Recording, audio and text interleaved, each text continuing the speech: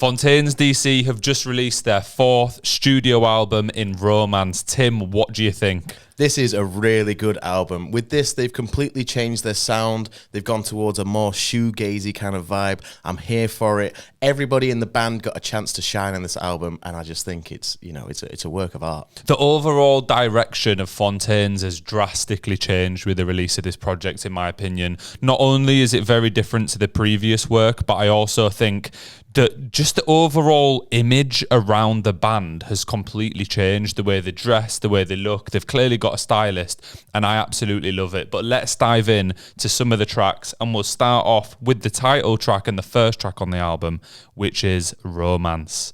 This had such dark, dingy undertones. It was a proper, cool, ethereal vibe to it, and I think it really sets the tone for the rest of the album, because we've got a lot of mid-tempo, kind of, I'd say slower songs than what we're used to from Fontaines, but this first track really lends itself to that and lets you know what's coming next. I completely agree, but then it completely switches up into the next song, which is Starburster. Starburster, the drums throughout that track are incredible. So this track had me bouncing around when I was listening to it. It was very easy to bob your head to, and I feel like it's one of those contagious songs where if you saw them perform it live, you wouldn't be able to help but move around to it. And I think, in a weird way, it was kind of rapped. It wasn't so much sang. It was like spoken wordy, if you will. Yeah, that's what I was going to say. It felt more like a spoken word kind of play, but I really like this track. But I thought them two tracks together kind of gave such a good introduction to the album, because this felt powerful. Like, Starburster to me is the most hard-hitting track on the album, and there's those little screams as well that come in every now and then, like the breaths, I just love it. I think it's great. The aggressiveness throughout the album was a little bit toned down from what we know from maybe their first two projects, but this track itself kind of embodied that and kind of let you know that, we've still got a little bit of aggression in there, but we're not going to fully force it this time. And then we went into Here's the Thing, which kind of took things in a different direction for me. I thought this was more of a indie track, whereas the first two didn't feel like a typical indie album track. But Here's the Thing for me did. I'd say the first two felt a little bit more grungy, whereas this track for me, unfortunately, wasn't my favorite. It felt a bit too repetitive, and like you say, that's the style of indie, so I felt like they'd definitely gone more down that route with this track. And I thought there was moments of that throughout the album. Obviously we'll touch on that as we go through it, but I thought it kind of went down to a dark place, and then it went woo, and then it went down to a dark place again, and I really liked that balance, because obviously I'm a fan of kind of both genres that we've seen throughout. And then from Here's the Thing, we go into Desire. You mentioned it at the start. To me, this just felt like a pure shoegaze song. Yeah, so for me, I really like this track, and I really like how simplistic the drum beat is on it, but how much it carries it forwards. I feel like it's very prominent, and like I was saying before, they've really featured every member of the band on this album perfectly well. Everyone's balanced, everybody's getting a chance to shine. It goes back to the dark undertones a little bit, but still remains kind of light in a weird way. And then we go into In the Modern World, which is a bit of a tongue twister there for me.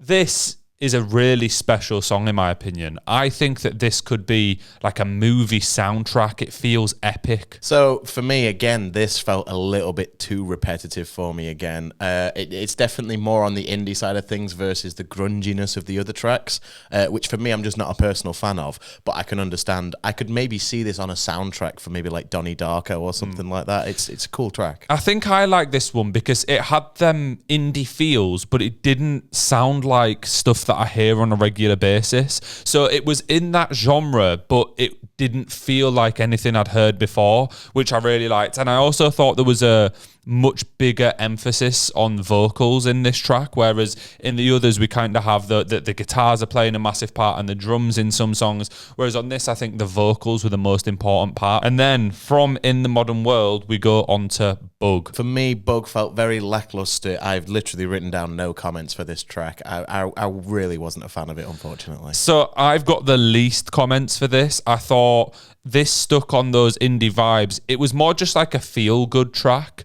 I suppose, I think the problem is when you start off the album in one way and then it kind of switches to these indie tracks, maybe for you who's not as big a fan of indie music as me, it's a bit like, oh, well, I was really enjoying the grunge stuff, but I'm not so much enjoying this. Whereas for me, who enjoys both genres, I was like, no, this is just a solid indie track. It's not like the best song I've ever heard, but it's good enough. Yeah, I think you hit the nail on the head there. It was very kind of back and forthy for me. There were some tracks, like you're saying, highs and lows, but for me it was more so highs and lows in the tracks themselves. But moving off of Bug, we go into Motorcycle Boy. What did you think? I kind of had similar vibes. I thought it was just good, but not... This wasn't a standout track on the album for me, but it was still a good album track. And I think the problem is some of the previous songs I enjoyed to such a level that I maybe struggled to get down with the more standard tracks as much. But I think as time goes on and I re-listen to the album, I'll probably find a new appreciation for tracks like Motorcycle Boy. So I've written down, I wonder if the track's called Motorcycle Boy because of the amount of times that he repeats that. But to me, it felt a little bit Smashing Pumpkins-y, like very early Smashing Pumpkins. So I kind of got that indie vibe, but I got a bit more on that grungy kind of rock side as well. It felt experimental, but again, not a huge one for me. And then Sundowner, the next track, was a very dreamy song. That's the way that I'd describe it. Very chill and very airy. So Yeah. It's in that realm, isn't it? But I do think that they've done quite a good job of producing very good songs that kind of fall into different subcategories, because a lot of bands maybe test this out. We've seen it in the past with, I'm going to mention the 1975 as always, but they've had albums where they've tried to do different genres within one album, and I don't think that they actually did it as well as Fontaines have done here, where they've gone through different parts of rock music and actually produced very solid songs. So moving off of that, we go into Horses in the Whatness, which to me, weird track, weird name, not really sure how I feel about it. I love this song. I've got a beautiful song. I thought this was absolutely incredible, to the point where I actually wrote down a lyric from it, which was, find out what the word is that makes the world go round, because I thought it was love.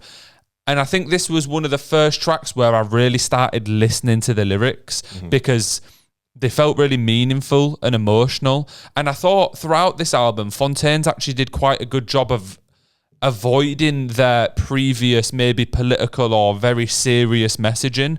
I know that, is it rough to say that they did a good job of that because that's how they built their legacy? I don't think so. I think to kind of appeal to a new audience, they needed to do that. I think this album is definitely a lot more commercial and accessible than the previous albums, but for them to go from strength to strength to strength like they have been doing, this felt like the natural progression for them if they really wanted to reach those heights that they're so capable of. And I thought Hoarseness in the Wilderness, which is the craziest name, you're correct, did a good job of that, and I liked it. Horses in the Whatness? Oh, in the Whatness?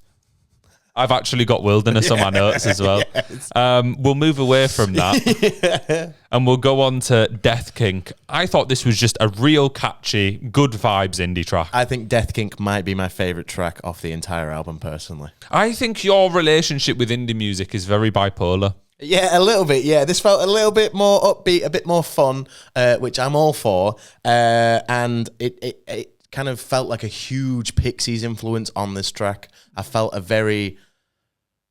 felt like a much more lively track than the rest of the album so far. But I don't think this was particularly better than any of the other indie type tracks we've mentioned previously. It's still good and I liked it. Maybe it was a little bit catchier.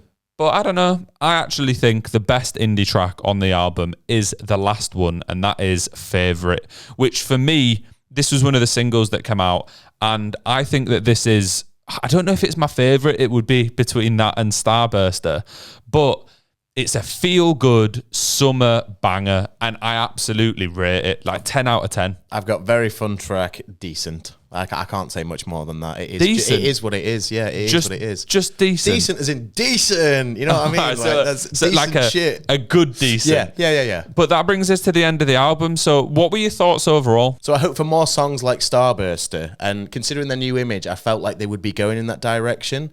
But I don't hate it. I really like this album. I think it'll take me a few more listens due to kind of the ethereal, airy vibe that it's got to it. Some of the tracks missed me on the first playthrough, but I'm sure that I'll find some hidden gems in there that, I quite just scooped over the first time. So I've had a chance to listen to this through a couple times now.